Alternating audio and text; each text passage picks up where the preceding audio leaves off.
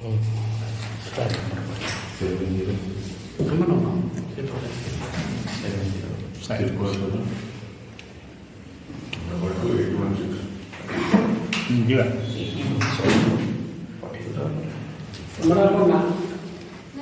ଜେନା ମୁଁ ସମସ୍ତ ସେଠାରେ ଡିଗ୍ରୀ କଲେଜ ବାଲିଆର ତୃତୀୟ ବର୍ଷର ଛାତ୍ରୀ।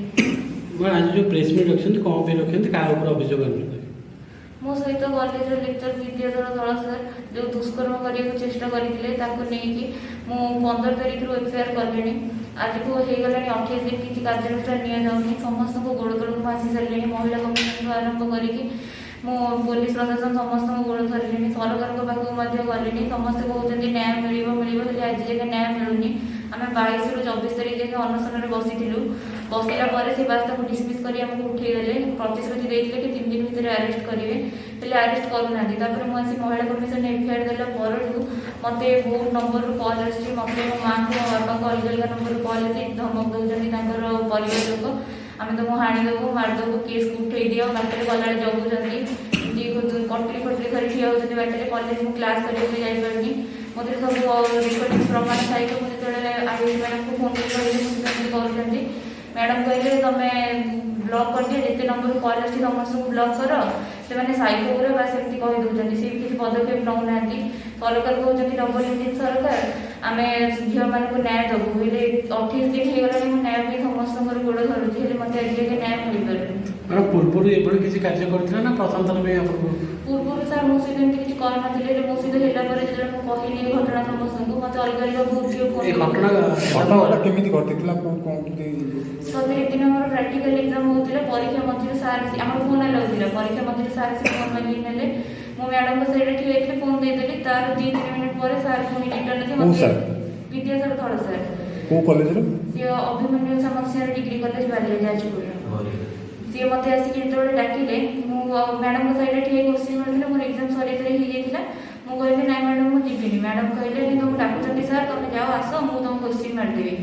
ମୁଁ ସାର୍ଙ୍କ ସହିତ ଗଲା ପରେ ଆଗକୁ କରିଡୋର ଆଗକୁ ହେଉଛି ଆର୍ଟ୍ସର ରୁମ୍ ଘରେ। ତାଙ୍କର ଏକ୍ଜାମ୍ ସେଦିନ ଅଲଗା ବି ହେଉଥିଲା କମର୍ସ ହଲ୍ରେ। ସିଏ ମୋତେ ସେଇ ରୁମ୍ ବାହାରେ ତାଙ୍କର ଯେଉଁ କମର୍ସ ସବଜେକ୍ଟ ଠିକ୍ ଜାଣିପାରିଲେ ସେ ବିଷୟରେ ସେ ଟପିକ୍ରେ ମାନେ ଡିସ୍କସନ୍ କରିଥିଲେ। ମୋତେ ସାର୍ଙ୍କୁ ମୋ ଫୋନ୍ ମାଗିଲେ, କହିଲେ କାହିଁକି ନେଇଥିଲେ? ସାର୍ କହିଲେ ମୁଁ କଲ୍ କରିବାକୁ ନେଇଥିଲି, ମୋର ଫୋନ୍ରେ ଗୋଟେରେ ରିଚାର୍ଜ ନାହିଁ, ଆଉ ଗୋଟେ ନେଟୱାର୍କ ନାହିଁ। କହିଲେ ହଉ ସାର୍ ମୋତେ ଦିଅନ୍ତୁ। ସାର୍ ଯେତେବେଳେ ମୋତେ ଫୋନ୍ଟା ଦେଲେ ମୁଁ ପଛପଟକୁ ବୁଝି ତ ସାର୍ଙ୍କୁ ପଛପଟରୁ ଧରିଲି। ତାର ଗୋଟେ ହାତ ଥିଲା ମୋ ଛାତି ଉପରେ, ଗୋଟେ ପେଟ ଉପରେ, ଯେଉଁ ସେ ଯେତେବେଳେ ଧରିଲେ ମୁଁ ତାକୁ ଛଡ଼ିବାକୁ ବିରୋଧ କଲାବେଳେ ମୋ ସାର୍ କ'ଣ କରୁଛନ୍ତି ବିରୋଧ କଲାବେଳେ ସାର୍ ସେଇ ରୁମ୍ ଭିତରୁ ଟାଣିକି ନେଲେ। ମୋତେ ଟାଣିଲେ ସାର୍ ମୋ ଡ୍ରେସ୍ ଉପରେ ହାତ ଉପରେ ଜବରଦସ୍ତି କରିବାକୁ ଉପରେ ଚେଷ୍ଟା କରିଥିଲେ। ତାପରେ ମୁଁ ଯେତେବେଳେ ବିରୋଧ କଲି, ମୋର ଗୋଡ଼ ଅପରେସନ୍ ହେଇଛି। ସାର୍ ଯେତେବେଳେ ମୋତେ ପଛକୁ ଧକ୍କା ଦେଇଦେଲେ, ମୁଁ ପଡ଼ିଗଲା ପରେ ସାର୍ ମୋ ବାଁ ଗୋଡ଼ ଛାଡ଼ିଲେ। ମୋର ସେ ଗୋଟେ ଲିଗାମେଣ୍ଟ ଅପରେସନ୍ ହେଇଛି ବର୍ଷେ ହେବ। ମୁଁ ଉଠିପାରିଲି ଯେତେବେଳେ ସାର୍ ତାଙ୍କ ପ୍ୟାଣ୍ଟ ସେତେବେଳକୁ ଓହ୍ଲେଇ ଦେଇଥିଲେ। ଓହ୍ଲେଇକି ମୋ ଓନିକି ଟାଣୁଥିଲେ। ମୁଁ ଆଉ ଜୋରସେ ଚିଲେଇଲା ପରେ ପିଅନ ଯେତେବେଳେ ଆସିଲେ, ତାଙ୍କ ନାଁ ମୁଁ ସେତେବେଳେ ଜାଣିନଥିଲି। ମୁଁ କହିଲି ଭାଇ ଟିକେ ରୁହ। ସିଏ କବାଟ ଦେଖି ଗୋଟେ ସାଇଡ଼୍ ଖୋଲା ଥିଲେ, ତାକୁ ଆଉ ଟିକେ ପଳେଇଲେ। ମୁଁ ଦେଖିଲି ସାର୍ ପୁରା ପ୍ୟାଣ୍ଟ ଧରି ମୋ ଉପରକୁ ପୁରା ମୋ ବଳବତ୍ତର କରିବାକୁ ଉଦ୍ୟମ କରି ଯେତେବେଳେ ଆସିଲେ, ସେ ଟିଚର୍ସର ପୁରା ଜୋରସେ ଚିଲେଇଲେ। ପ୍ରଥମ ବର୍ଷର ଛାତ୍ର ଥିଲେ ସେ 4-5 ଜଣ। ସେ ପୁରା କେସ୍ କହି ଦୌଡ଼ିକି ଆସି କବାଟ ଦୌଡ଼ି ଗଲେ। ସାର୍ ପ୍ୟାଣ୍ଟ ବି ଭଲସେ ପିନ୍ଧିନାହାନ୍ତି, ଟେକିକି ବାହାରକୁ ସେ ଦୌଡ଼ିକି ପଳେଇଲା ପରେ ସିଏ ଦୀପକ ସାର୍ଙ୍କୁ ଡାକିକି ଆଣିଲେ। ସେ ପିଲା ମୋତେ କହିଲେ, ମୋ ମାଆଙ୍କୁ ସାଙ୍ଗେ ସାଙ୍ଗେ ଫୋନ୍ କରି ଜଣେଇଲି। ମ୍ୟାଡ଼ାମ୍ ସେତେବେଳେ ପଳେଇଥିଲେ ପରୀକ୍ଷା ହଲ୍ରୁ, ପଳେଇଥିଲେ ଅଫିସକୁ। ମ୍ୟାଡ଼ାମ୍ଙ୍କୁ ବହୁତ ରିକ୍ୱେଷ୍ଟ କଲି, କଲ୍ କରି ସେ ଆସିଲେ। ଆସିଲା ପରେ ମୁଁ ଏ ଘଟଣା ପ୍ରିନ୍ସିପାଲ୍କୁ ଫୋନ୍ କରି ଯେତେବେଳେ ଜଣେଇଲି, ସେଇଠି ଉପସ୍ଥିତ ହୋଇ ପ୍ରିନ୍ସିପାଲ୍ ମୋତେ କହିଲେ ଯାହା ହେଇଛି ମା ଛାଡ଼ିଦେ, କଥାଟାକୁ ବଢ଼ାନି, ଆମେ ତୋତେ ମାର୍କ ଦେଇଦେବୁ, 100 ମାର୍କ ଦେବୁ। ମୁଁ ଯେଉଁ ରାଜି ହେଲିନି। ତାପରେ ସେ ପ୍ରିନ୍ସିପାଲ୍ ମୋତେ ବହୁତ ଧମକ ଦେଲେ। ଧଳ ସାର୍ ଆସି ମୁଁ ଡାଇରେକ୍ଟଲି ମୋତେ କହିଲେ ମୋର କଣ୍ଟ୍ରୋଲ ରୁମ୍ କିଏ ଚିହ୍ନା ଅଛି, ସବୁଆଡ଼େ ମୋର ଚିହ୍ନା, ମୁଁ ତୋର ସବୁଥିରେ ବ୍ୟାକ୍ ଲଗେଇଦେବି, ପାସ୍ କରେଇଦେବିନି, ମୁଁ ବାଟରେ ଠିଆ ହେଇକି ତୁ ଆସ। ବହୁତ ରିକ୍ୱେଷ୍ଟ ମୁଁ ଯେତେବେଳେ ସେ ବାଟରେ ଠିଆ ହେଇକି କହିଲେ, ମୁଁ କାନ୍ଦିକି ଦୀପକ ସାର୍ଙ୍କୁ କହିଲି। ଦୀପକ ସାର୍ ତାଙ୍କ ଡିପାର୍ଟମେଣ୍ଟ ପିଲାମାନେ ସବୁ ଆଣିକି ମୋତେ ଘରେ ଛାଡ଼ି ଗଲେ। ଆପରେ ପ୍ରିନ୍ସିପାଲ୍କୁ କହିଲା ପରେ ପ୍ରିନ୍ସିପାଲ୍ କିଛି ପଦକ୍ଷେପ ନେଲେନି। ମୁଁ ଲିଖିତ ଅଭିଯୋଗ କଲେଜରେ ଗ୍ରହଣ କଲେନି। ତାପରେ ମୁଁ କେସ୍ କଲା ପରେ ବି ପ୍ରିନ୍ସିପାଲ୍ଙ୍କ ରେକର୍ଡିଂ ଦେଇଥିଲି ପୋଲିସକୁ। ଥାନାରେ ଏଫଆଇଆର୍ ଦେଇଥିଲେ ଆପଣ? ହଁ, ଏଫଆଇଆର୍ ଦେଲା ପରେ ମୁଁ ଯେତେବେଳେ ତାକୁ ପ୍ରୁଫ୍ ଦେଇଦେଲି ମୋ କତିରେ ଯାହା। ଥାନା ଅଧିକାରୀ କ'ଣ କହିଲେ? ଥାନା ଅଧିକାରୀ କହିଲେ, ଫାର୍ଷ୍ଟ କହିଲେ ରେକର୍ଡିଂ ପ୍ରୁଫ୍ କିଛି ପ୍ରମାଣ ଯିବନି। ମୁଁ ତାଙ୍କୁ ରିକ୍ୱେଷ୍ଟ କଲି, ମୁଁ କହିଲି ସିସିଟିଭି ଫୁଟେଜ୍ ଆପଣ କାଢ଼ନ୍ତୁ, ସବୁ ହଲ୍ରେ ସିସିଟିଭି ଅଛି। ସିସିଟିଭି ଫୁଟେଜ୍ ନା ସେ 13 ତାରିଖରେ ଦେଲେ, 7 ତାରିଖ ଦିନ କଲେଜ ଯାଇଥିଲେ ସିଏ ଦେଲେନି, 6 ତାରିଖ ଦିନ ଯେଉଁ ଘଟଣା ଘଟିଥିଲା ସେଦିନ ବି ଫୁଟେଜ୍ ଦେଲେନି।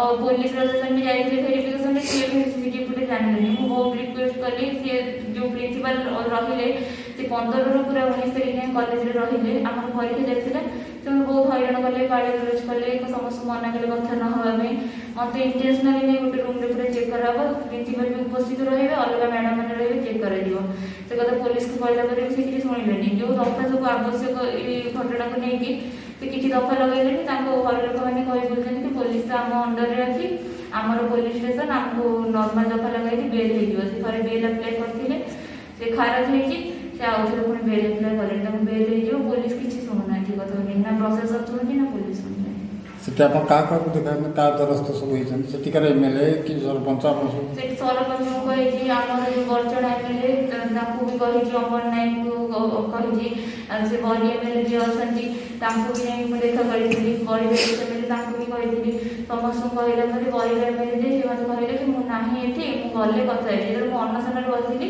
ବରି ଏମଏଲଏ ସେତେବେଳେ କଲ୍ କରିଥିଲେ କଲ୍ କରି ଆସି ଦେଖା କଲେନି କଲ୍ କରିଥିଲେ କହିଲେ ମୁଁ ତମ ସହିତ ଅଛି ମୁଁ ତମକୁ ସାହାଯ୍ୟ କରିବି ତାପରେ ଏମଏଲଏ ସେ କହିଲେ ତାପରେ ଅନଶନରେ ବସିଲେ ସମୟରେ ଏମପି ବି ଆସିଥିଲେ ଯିଏ ଆମର ଷ୍ଟାଣ୍ଡିଂ ଏମପି ସିଏ ଆସିଥିଲେ ବହୁତ ସବୁ ଆସିଥିଲେ ଦେଖା କରିବାକୁ ସେଠିକି କ୍ରାଇମ୍ ବ୍ରାଞ୍ଚରୁ ବି ଆସିଥିଲେ ସେଠି କଥା ଶୁଣିବା ପାଇଁ ଶିକ୍ଷା ବିଭାଗରୁ ଆସିଥିଲେ ତ ଆସିଲା ପରେ ମଧ୍ୟ ତାଙ୍କର ଗୋଟିଏ ବାସି ଆମ ପ୍ରତି ଆଜି କେତେ ଦିନ ହେଲାଣି ଏ ଘଟଣା ଘଟିଲା 28 ଦିନ ହେଇଗଲାଣି ଘଟଣା 28 ଦିନ ହେଲାଣି ଆପଣ ମହିଳା କମିଶନ ଇଏ ଦେଖା କରିଥିଲେ ମହିଳା କମିଶନ ଆମ ରାଜ୍ୟ ମହିଳା କମିଶନରେ 5 ତାରିଖ ଦିନ ଦେଖା କରି ଲିଖିତ ଅଭିଯୋଗ ଦେଇକି ଆସିଥିଲି ତାପରେ କେନ୍ଦ୍ରରୁ ଗୋଟେ ଟିମ୍ ଆସିଥିଲା କାଲି ଯେଉଁ ଓପନ୍ ତାଙ୍କ ଡିସ୍କସନ୍ ହେଉଥିଲା ସେଠି ଯାଇକି ଯେତେବେଳେ ଏଫଆଇଆର୍ ଦେଲି ସେ କହିଲେ this is not a sensitive matter ଏଟା ଗୋଟେ ସେନ୍ସିଟିଭ୍ ମ୍ୟାଟର୍ ନୁହଁ ଯଦି ଆପଣଙ୍କ ସହିତ ରେପ୍ ହେଇଯାଇଥାନ୍ତା ତାହେଲେ ଆମେ ତୁରନ୍ତ କାର୍ଯ୍ୟାନୁଷ୍ଠାନ ଗ୍ରହଣ କରିଥାନ୍ତୁ ଆପଣ ଭିତରକୁ ଯିବା ଦରକାର ନାହିଁ ବାହାରେ ସେ ଆମ ଏଫଆଇଆର୍କୁ ବିଦା କରିଦେଲେ କହିଲେ ରେପ୍ ତ ହେଇନି ଏଠି ଆମେ କ'ଣ ପଦକ୍ଷେପ ନେବୁ ଆମେ କହିବୁ ଡିଜିକୁ କହିବୁ ଆମେ ତଦନ୍ତ କରିବାକୁ ଚେଷ୍ଟା କରିବୁ ଆପଣଙ୍କ ନ୍ୟାୟ ମିଳିବ ଆପଣ ଜାଣନ୍ତୁ ଆପଣ ଡିଜିକୁ ଦେଖା କରିନାହାନ୍ତି ଏବେ ଯାଏଁ ତାଙ୍କ ଦ୍ୱାରସ୍ଥ ହେଇନୁ ସେ ଜାଣିଛନ୍ତି ଏବେ ଯଦି ନ୍ୟାୟ ନ ମିଳେ ଲଢ଼େଇ ଜୋରଦାର ହେବ ଆପଣ କ'ଣ କରିବେ ମୁଖ୍ୟମନ୍ତ୍ରୀଙ୍କ ଆପଣଙ୍କ ତ ମହିଳା ମୁଖ୍ୟମନ୍ତ୍ରୀ ଅଛି ଡବଲ ଇଞ୍ଜିନ୍ ସରକାର ମହିଳା ମୁଖ୍ୟମନ୍ତ୍ରୀ ଓଡ଼ିଶାରେ ଅଛନ୍ତି ଆପଣ ଭାବୁଛନ୍ତି ଆଶା କରୁଛନ୍ତି ଆପଣଙ୍କର ନ୍ୟାୟ ମିଳିବ ଏବେ ଯାଏଁ ତ 28 ଦିନ ହେଇଗଲାଣି ନ୍ୟାୟ ମିଳିନି ମୁଖ୍ୟମନ୍ତ୍ରୀ ଯିଏ ଅଛନ୍ତି ଆମର ତାଙ୍କ ଆମର ରାଜ୍ୟ ବି ଜାଣିଛନ୍ତି ସେ ଏବେ ଯାଏଁ କିଛି ନା ଆରେଷ୍ଟ ହେଉଛନ୍ତି ନା କିଛି ନ୍ୟାୟ ମିଳୁଛି ତାଙ୍କୁ ଡିସମିସ୍ କରିଦେଲେ ଆମକୁ ଉଠିବା ପାଇଁ ମୋର ଗୋଟିଏ ଯଦି ତାଙ୍କୁ ଆରେଷ୍ଟ ହେଲେ ହିଁ ମୋତେ ନ୍ୟାୟ ମିଳିବ ଯେବେ ଯାଏଁ ନ୍ୟାୟ ନ ମିଳୁଛି ମୁଖ୍ୟମନ୍ତ୍ରୀରୁ ଆରମ୍ଭ କରି ଶିକ୍ଷାମନ୍ତ୍ରୀ ସମସ୍ତଙ୍କୁ ଇଏ କ'ଣ ଓଡ଼ିଆ ଅସ୍ମିତା ଏଇଟା କ'ଣ ଓଡ଼ିଆ ଅସ୍ମିତା ଆକୁ କ'ଣ ଓଡ଼ିଆ ଅସ୍ମିତା କୁହାଯିବ କହିଲେ ନା ଡବଲ ଇଞ୍ଜିନ୍ ସରକାର ଆସୁଛି ଆମେ ଝିଅମାନଙ୍କୁ ଫାଷ୍ଟ ପ୍ରାୟୋରିଟି ଦେବୁ ନ୍ୟାୟ ଦେବୁ ହେଲେ ଏବେ ଯାଏଁ ତ ନ୍ୟାୟ ଆସିନି କି ଡବଲ ଇଞ୍ଜିନ୍ ସରକାର ଆପରେ ତ ଦୁଷ୍କର୍ମ ବଢ଼ି ଚାଲିଛି ଝିଅଙ୍କୁ ତ ନ୍ୟାୟ ନାହିଁ ଆପଣ ମୁଖ୍ୟମନ୍ତ୍ରୀ ନିବାସକୁ ଯାଇଥିଲେ ତାଙ୍କ ନିବାସକୁ ଏବେ ଯାକେ ଯାଇନୁ ଆପରେ ଯଦି ନ୍ୟାୟ ନ ମିଳେ ଆମେ ଯାଇ ତାଙ୍କ ଆଗରେ ବସିବୁ ଅନଶନକୁ ବହୁତ ଆଗକୁ ନେବୁ ତାଙ୍କ ଘର ଆଗରେ ଅନଶନରେ ବସିବୁ ଆଗାମୀ କଥା କ'ଣ ରହିବ ଆପଣଙ୍କର ଯେତେବେଳେ ଯାକେ ତାଙ୍କୁ ଆରେଷ୍ଟ ନ କରାଯାଇଛି ସେତେବେଳେ ଯାକେ ମୋତେ ନ୍ୟାୟ ମିଳିନି ନ୍ୟାୟ ନ ମିଳିଲେ ଆମେ ଆପରେ ଯାଇ ମୁଖ୍ୟମନ୍ତ୍ରୀଙ୍କ ଘର ଆଗରେ ବସିବୁ